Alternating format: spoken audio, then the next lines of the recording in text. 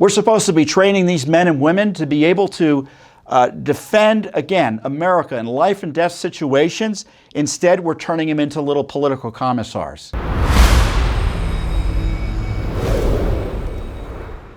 This is what they're recommending, and you can bet it's all being implemented. So what had happened was Trump had tried to stop a lot of this. I think he put forward a lot of regulations, or at least rules or executive orders, to try to stop this in, I think it was in 2020, right? And as soon as Biden came in, all bets were off, and it became the guiding force, this critical race theory.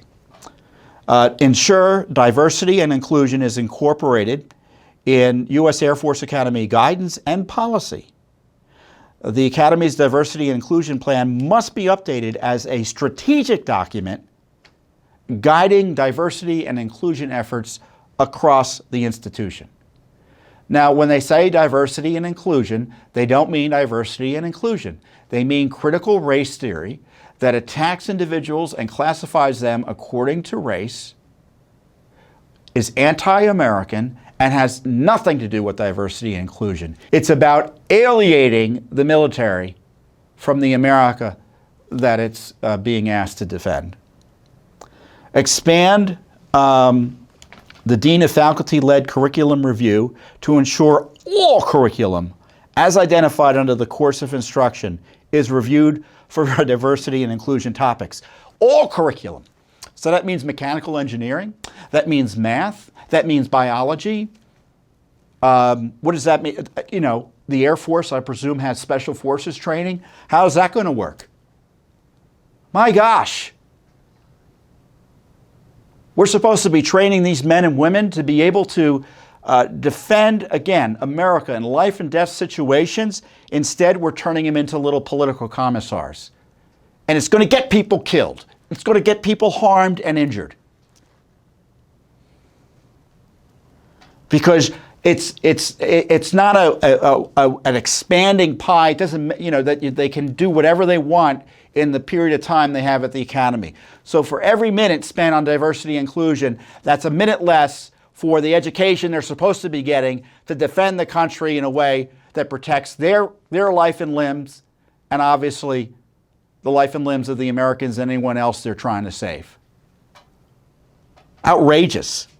And I tell you, the General Corps that's allowing this to go on, it's really unforgivable. It's really unforgivable.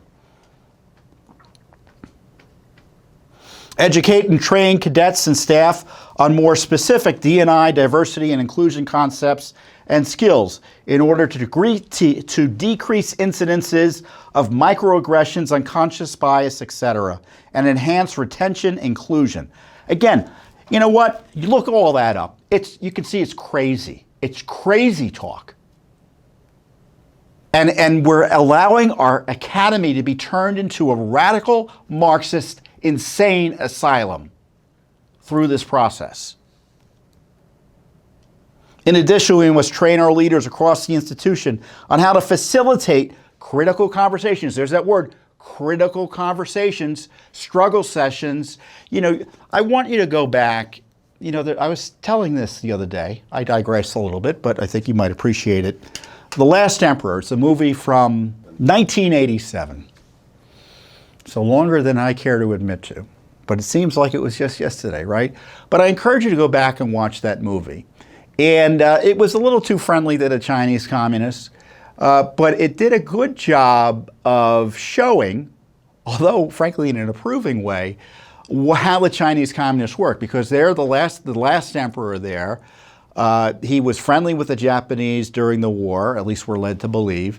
And so the Chinese communists take over, murder all their political opponents, and take into custody the last emperor, and they dethrone him.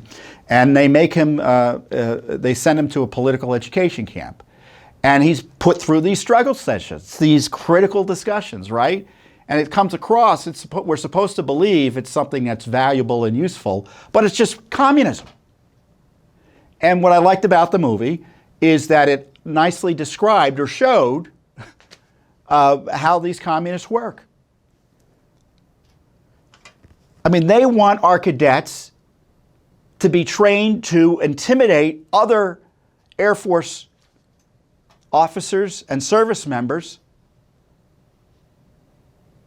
on this Marxist anti-American agenda. Critical conversations on racial issues within the workplaces, so all airmen can bring their full selves to work and leaders can create more inclusive spaces. Correlated to this effort is the need to develop a more robust racial bias incident reporting system with associated accountability and rehabilitation processes. Rehabilitation. Very Soviet of them, isn't it? To restore relationships in the event biases or microaggressions are experienced. I tell you what, if people are complaining about microaggressions, the folks complaining about microaggressions, they should be asked what is their problem.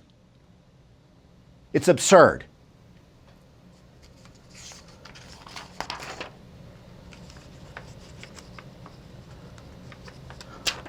There's an email where the sender and recipients are redacted that discussed required textbook readings on, quote, prejudice and discrimination. It includes identifying examples of prejudice, stereotypes, and discrimination, describe how explicit and implicit prejudice differ, describe some of the social, emotional, and cognitive roots of prejudice. I mean, this is CRT 101.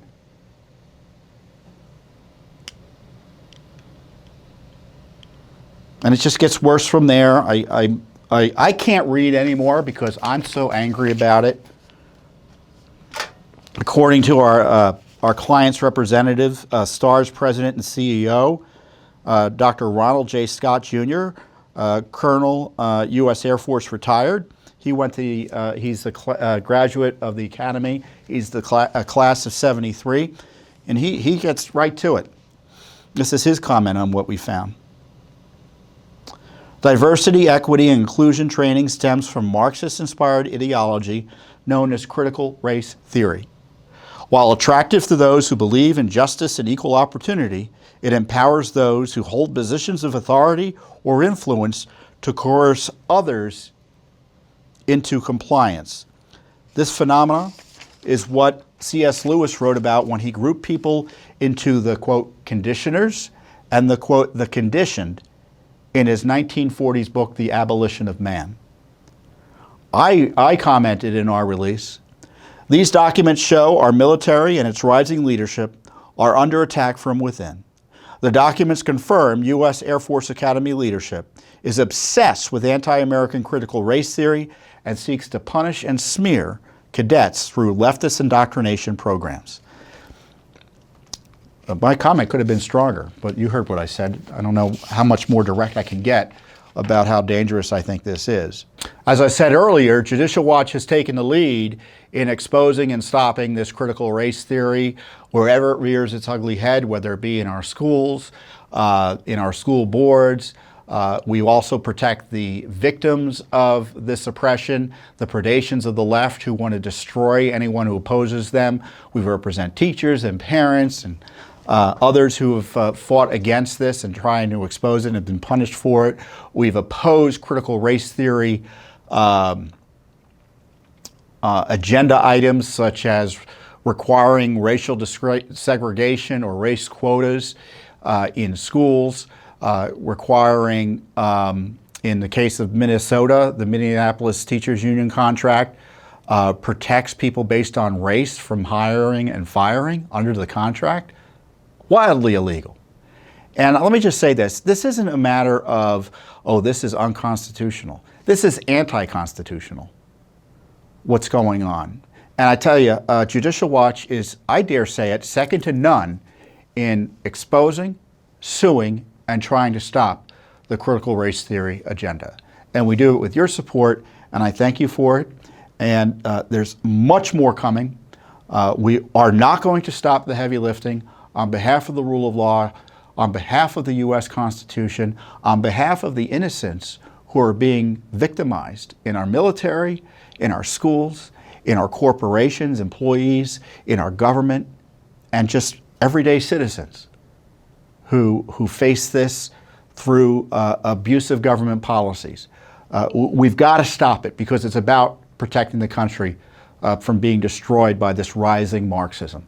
Thanks for watching. Don't forget to hit that subscribe button and like our video down below.